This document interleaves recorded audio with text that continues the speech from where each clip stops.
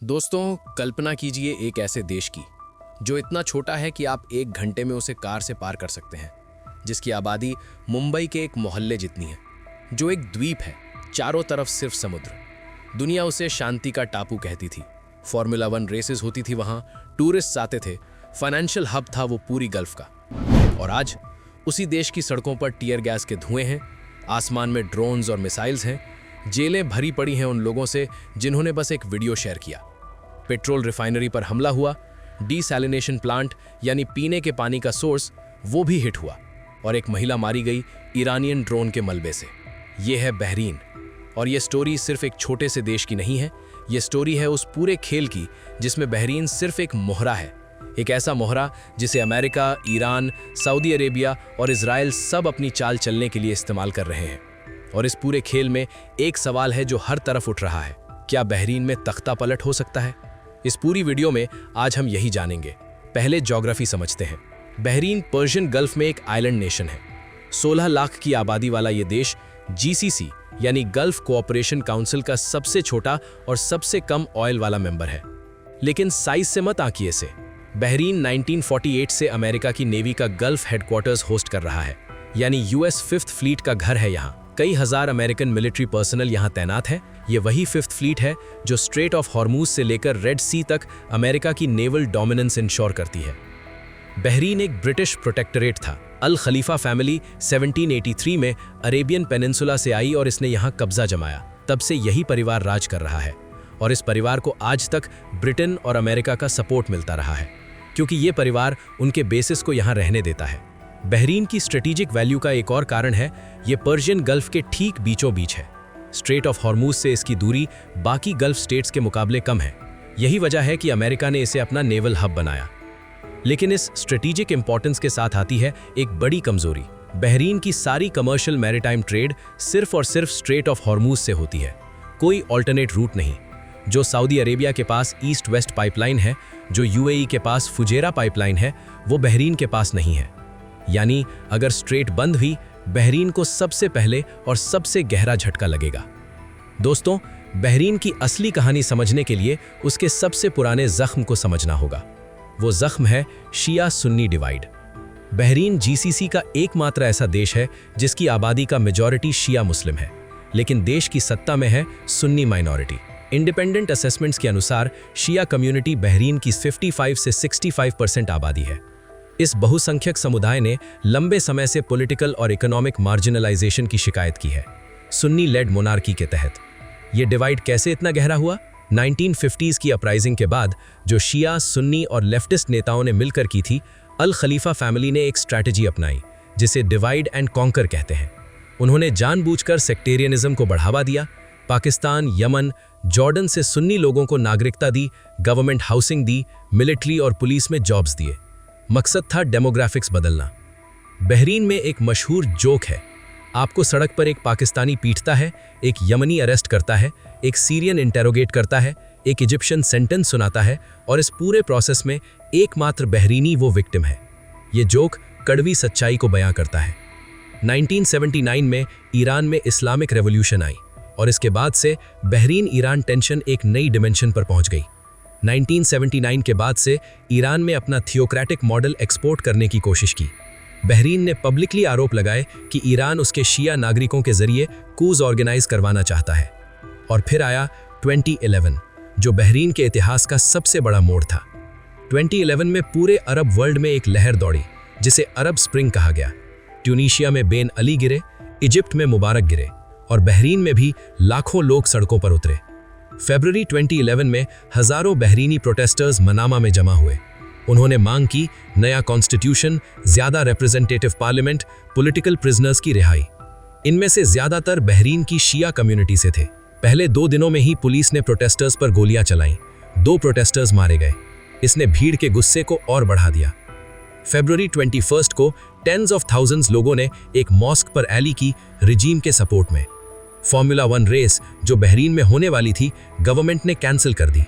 King ने कहा वो कुछ पॉलिटिकल प्रिजनर्स रिलीज करेंगे, लेकिन प्रोटेस्ट्स रुके नहीं, और फिर जो हुआ वो बहरीन के इतिहास का सबसे काला दिन था। 14 मार्च 2011 को गल्फ कोऑपरेशन काउंसिल ने ट्रूप्स भेजे। मोस्टली सऊदी अरेबिया से बहरीन में। इन ट्रूप्स ने प्रोटेस्ट्स को दबाने में बहरीनी सिक्योरिटी फोर्सेस की मदद की। ये 2011 अपराइजिंग मेनली शिया ऑपोजिशन द्वारा थी। इसे सऊदी और यूएई फोर्सेस की मदद से दबाया गया। प्रोटेस्ट सिर्फ सेक्टेरियन नहीं थे, ग्रेटर डेमोक्रेसी और इक्वल राइट्स की मांग भी थी। 2011 अपराइजिंग के बाद से गवर्नमेंट ने पॉलिटिकल पार्टीज बैन कर दी और वेरियस पॉलिटिकल सोसाइटीज को डिसॉल्व कर दिया। 2016 में बहरीन की सबसे प्रोमिनेंट शिया पॉलिटिकल सोसाइटी अल विफाक को ऑफिशियली डिसॉल्व कर दिया गया। इसके बाद से 2014 तक कभी कभार अनरेस्ट होती रही, लेकिन कभी 2011 का स्केल नहीं आया। ऑपोजिशन के सीनियर लीडर्स जेल में थे, पब्लिक स्पेस बंद था, डिसेंट की कोई जगह नहीं थी। और फिर आई वो रात 28 फरवरी 2026। अमेरिका और इजराइल ने ईरान पर जॉइंट मिलिट्री स्ट्राइक्स किए। ईरान के supreme leader Ayatollah Ali Khamenei मारे गए। इसके जवाब में ईरान ने गल्फ स्टेट्स पर मिसाइल और ड्रोन अटैक्स शुरू कर दिए। 28 फरवरी की रात को ही ईरानियन ड्रोन्स ने यूएस नेवी के 5th fleet headquarters NSA Bahrain पर हमला किया। ब्रेंट क्रूड 18% उछला। स्ट्रेट ऑफ हॉर्मूज पर वॉर रिस्क प्रीमियम्स 340% बढ़ गए। ईरान के स्ट्राइक्स ने बहरीन में लिमिटेड लेकिन रियल डैमेज किया।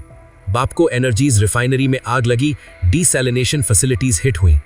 बहरीनी ऑफिशियल्स ने कहा कि उन्होंने कई मिसाइल्स इंटरसेप्ट किए। ईरान के एक ड्रोन ने सित्रा के पास बीएपीसी रिफाइनरी को हिट किया, 32 लोग इंजर्ड हुए। कंपनी ने फोर्स मजोर डिक्लेयर कर दिया, यानी अपने सारे एक्सपोर्ट कमिटमेंट्स लीगली पॉज कर दिए। एक बहरीनी महिला की मौत हुई ईरानियन ड्रोन के मलबे से। और यहीं से शुरू हुई बहरीन की दूसरी आग, अंदर की आग।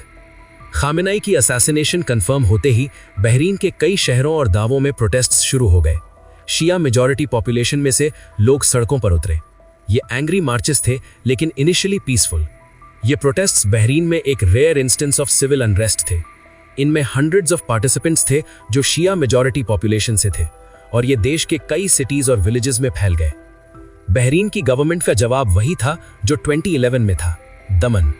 1 मार्च को अथॉरिटीज ने 2 लोगों को अरेस्ट किया, हुसैन नाजी और अली मेहदी, जो यूएस एम्बेसी की तरफ पीसफुल प्रोटेस्ट मार्च कर रहे थे। 4 मार्च की रात 3:30 AM पर करीब 30 लोग मुनीर मिर्जा अहमद मुशायमा के घर पहुंचे, कुछ सिविलियन क्लोथ्स में, कुछ मिनिस्ट्री ऑफ इंटीरियर की गाड़ियों में। उन्होंने घर में घुसकर उन्हें अरेस्ट कर लिया।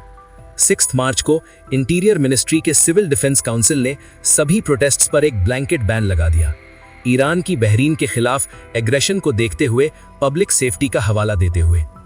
अलग से कम 11 लोगों को सिर्फ इसलिए अरेस्ट किया गया क्योंकि उन्होंने ईरानियन फुटेज ऑनलाइन पोस्ट की। उन पर चार्जेस थे पब्लिक ओपिनियन को मिसलीड करना और सिटीजन्स के दिलों में डर फैलाना। इनमें से एक थे सोशल मीडिया इन्फ्लुएंसर सैयद बाकर अल कामिल, जिन्होंने सीफ डिस्ट्रिक्ट में एक हाई राइज बिल्डिंग में लगी आग की वीडियो पोस्ट की। उनकी पोस्ट डिलीट करवा दी गई और उन्हें समन किया गया। 9 मार्च को बहरीन की पब्लिक प्रोसिक्यूशन ने एक स्टेटमेंट जारी किया। उन्होंने कोर्ट से कुछ डिफेंडेंट्स के लिए डेथ सेंटेंस मांगा, एस्पियोनाज में इन्वॉल्वमेंट के आरोप में। ह्यूमन राइट्स वॉच की रिसर्चर नीकू जाफरनिया ने कहा, बहरीनी अथॉरिटीज वॉर की आड़ में जनता के खिलाफ और वायलेशंस जस्टिफाई कर रही हैं। सभी आर्बिट्रेरली डिटेन्ड लोगों को अनकंडीशनली रिलीज करना चाहिए। 8 मार्च को यूएस एम्बेसी मनामा ने अमेरिकन के लिए सिक्योरिटी अलर्ट जारी किया। कमर्शियल फ्लाइट्स मनामा से ऑपरेट नहीं कर रही थी। एम्बेसी ने रूटीन कॉन्सुलर सर्विसेज सस्पेंड कर दी। अमेरिकन को कहा गया प्रोटेस्ट से दूर रहें, लो प्रोफाइल रखें।